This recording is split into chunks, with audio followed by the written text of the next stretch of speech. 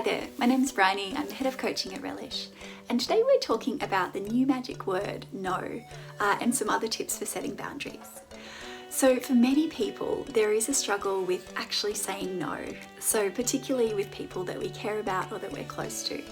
It could be that you have the emotional habit of being a people pleaser, which is that you don't really want to upset people and you want to kind of, keep the peace. So you might say yes to things that you wouldn't normally want to do. It could be that you're used to being around people who are quite dominant or forceful, and so it's just kind of easier to say yes, and saying no can sort of create conflict. So we can often look back to our family of origin in terms of our comfort of setting boundaries and also our concerns about what might happen if we say no. So if this is something that you struggle with, it's first of all really good to reflect on what is the fear? What am I worried about? If I do say no to somebody, do I fear losing their friendship or their love? Do I fear upsetting them? Do I fear seeming lazy or selfish? So it's really helpful to just understand what are the motivations for you saying yes and struggling to set boundaries. When we think about it, it can be a bit uncomfortable to do this, but boundaries are incredibly helpful. Often we can see that people who struggle to set boundaries struggle with anxiety and depression because it's just really difficult for them to speak up about when their needs aren't met. So they'll often be feeling dissatisfied, probably resentful, and generally unhappy. So often when we set boundaries, we can sort of find that the people around us tend to treat us with a bit more respect, and they are a bit more careful about asking for things because they know that we might say no or that it might be impacting us. So here are some tips for setting some boundaries, particularly if you're struggling with this. The first tip is to have a calm discussion. So one thing that we do sometimes see is that when people decide to set boundaries and to take that step and draw the line in the sand, it can come sort of all at once, and they can be quite angry and agitated about it because, this has been something that's building up. So a really helpful way to deal with this is to have a discussion when you're still calm. So if somebody's sort of pushing your boundaries or you feel that they're asking for more than you can give, just really calmly explain to them why you have to say no. You can even contextualize it and say, at the moment I'm sort of stretched thin, or I'm trying to look after myself and do self-care by enforcing boundaries. So really just kind of get through to them in that way. It also means that they'll probably integrate this information and behave differently next time. So that's the first thing, is just to see if you can have a calm discussion when you're feeling comfortable about it. The second tip is to follow through.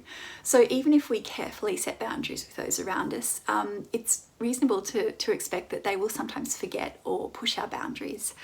This can be particularly the case if it's somebody that we've known for a long time who isn't used to us sort of drawing that line in the sand.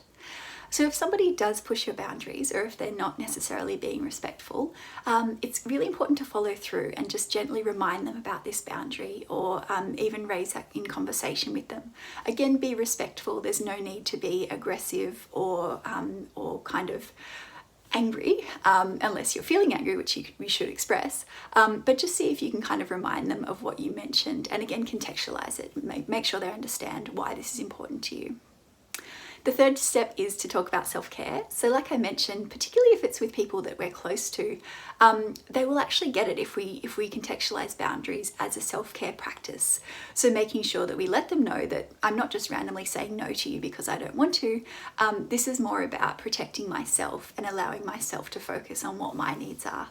So again, just making sure that people around you are understanding about the reasons that you're setting these boundaries. Another tip is to practice and start small. So when we think about it, if you're somebody who is a bit of a people pleaser or not used to setting boundaries, it's going to be a big ask for you to start doing this. So start as small as you want, whether it is to saying no to something at work, setting boundaries with family, even just starting to talk to the people in your life about what this might look like. So practice as much as you can, even if it's you order a coffee and they give you the wrong size. Just see if you can kind of raise that issue, and it's likely that when you do this, you'll notice that it's actually not such a scary thing at all. And most people will respect your boundaries, particularly if you're able to communicate respectfully to them. So it's a really helpful modeling behavior to, set a boundary in a respectful way and, expect that in return.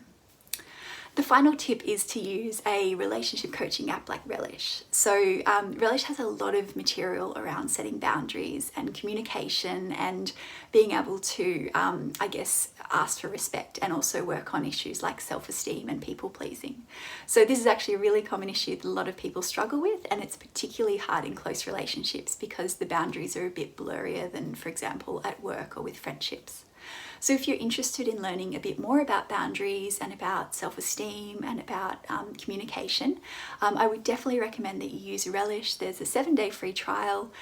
You can speak to a coach one-on-one, or you can go through the lessons, which has a lot of content in this area. So that's it from me today. Thanks for watching, and see you next time.